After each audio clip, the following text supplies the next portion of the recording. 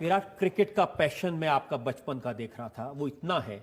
और एक इंसिडेंट मैंने देखा कि 17 साल की उम्र में, 19 दिसंबर की बात है, जब आपके फादर की डेथ हुई और आप आधी इनिंग खेल रहे थे, आपने इनिंग पूरी की। आ, वो एक ऐसा इंसिडेंट है जो काफ़ी मेरी ज़िंदगी में बहुत मायने रखता है, क्योंकि काफ़ी कुछ सीखा मैंने उस इंसिडेंट से। और प्रॉबेबली अभी तक मेरी ज़िंदगी का सबसे वो टफ़ टाइम था। लेकिन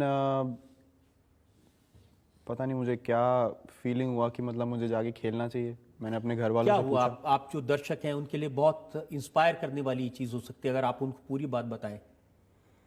नहीं, क्योंकि आप अगर कोई चीज़ पैशन से करते हैं तो मुझे नहीं लगता कोई भी चीज़ उसको रोकने में आपको आपको प्रॉब्लम देगी या आपको वो करने से रोकेगी।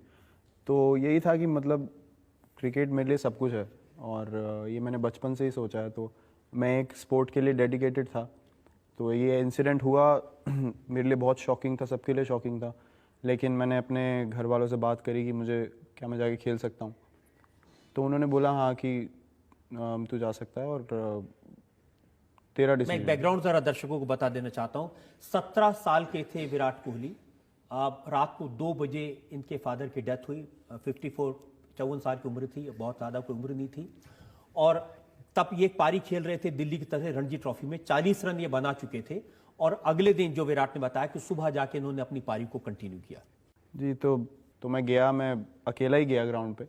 गाड़ी में खुद ही चलाई। मैं ईशांत शर्मा जो हमारे टीममेट थे उस टाइम, मैं उनको पिक करता हुआ जाता था रास्ते से। तो रोज़ मतलब मेरा नॉर्मल बिहेवियर बहुत मजाकिया रहता था। तो उस दिन मैंने ऑब्वियसली मैं शौक में था, मैंने कुछ नहीं बोला।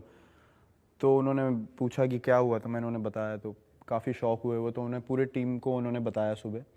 तो उन्होंने भी मुझे सबने बोला कि तेरा डिसीजन है, अगर तुझे खेलना है तो ठीक है, नहीं तो तू घर भी जा सकता है। लेकिन अंदर से मुझे था कि नहीं, मुझे खेलना है। अगर मैं एक मैच खेल रहा हूँ, मैं कंटिन्यू कर रहा हूँ, तो मुझे खेलना चाहिए जाके।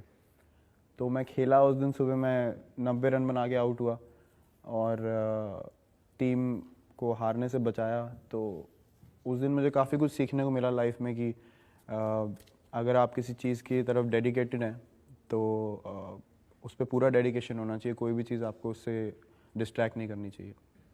ये शायद रेयर एग्जाम्पल होगा विराट क्रिकेट के इतिहास में कि एक 17 साल का बच्चा जिसके फादर की डेथ हो जाए, वो फिर खेले और वो भी 90 रन बनाए, और उसके बाद वहाँ से वो अंत्येष्टि में फ्यूनरल के लिए जाए।